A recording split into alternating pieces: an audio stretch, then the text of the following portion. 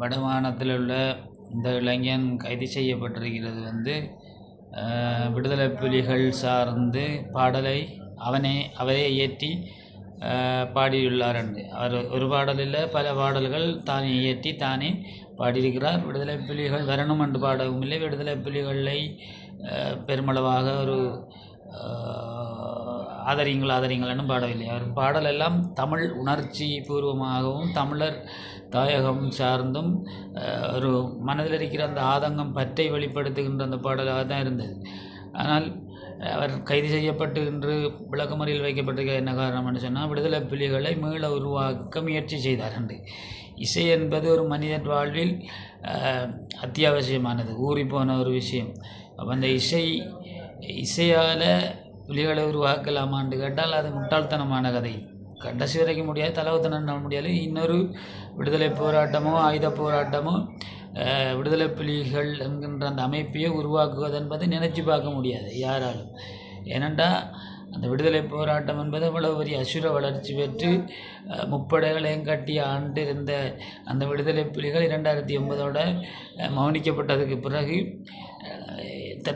எஞ்சியுள்ள முன்னாள் போராளிகள் எந்த விதமான ஒரு ஆயுத குற்றச்சாட்டுகளில் இதுகள்லையும் ஆயுத கலாச்சாரத்திலேயே ஈடுபடலை, தானும் கௌரவமாக வாழ்ந்து கொண்டிருக்கிறார்.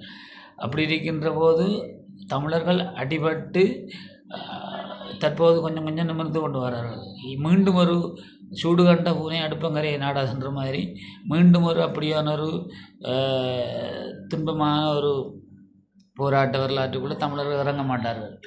மிகவும் தமிழர்கள் ஒரு விழிப்புணர்வாக இருக்கிறார்கள். ஆனால் பாடல் என்பது ஒரு இசை.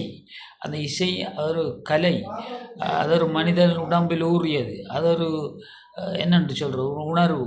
அதை கட்டுப்படுத்த முடியாது. இசையால் ஒரு போராட்டத்தை கொண்டு வரலாமா, உருவாக்கலாமான்னு கேட்டால் அது மொக்குத்தனமான ஒரு செயல். போலீஸார் இப்படியான ஒரு வழக்கை போட்டு அவரை உள்ளுக்கு தள்ளியிருக்கிறார்கள்.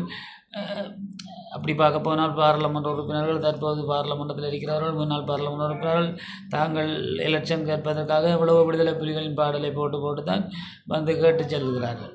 அப்படி என்றால் அவர்களும் உண்டு பாராளுமன்றத்துக்கு செல்லாமல் அப்போவே அரெஸ்ட் பண்ணியிருக்கணும். இவ்வளோ பேர் எவ்வளவோ செய்கிறார். எல்லாம் ஒரு பழிவாங்கன் செயலும். ஒரு என்னென்று சொல்கிறது, தமிழர்கள் சுதந்திரமாக ஒரு பாட்டு கூட பாட முடியாதா, ஒரு இசையமைக்க முடியாதா, ஒரு இசையை ரசிக்க முடியாதா என்கின்ற ஒரு ஆதங்கம் வேதனையும் இருக்கிறது. என்றால் நம்முடைய நாடு எந்த நிலைமையில் போகின்றது என்பதை உணர்ந்து வெட்கமாக இருக்கின்றது.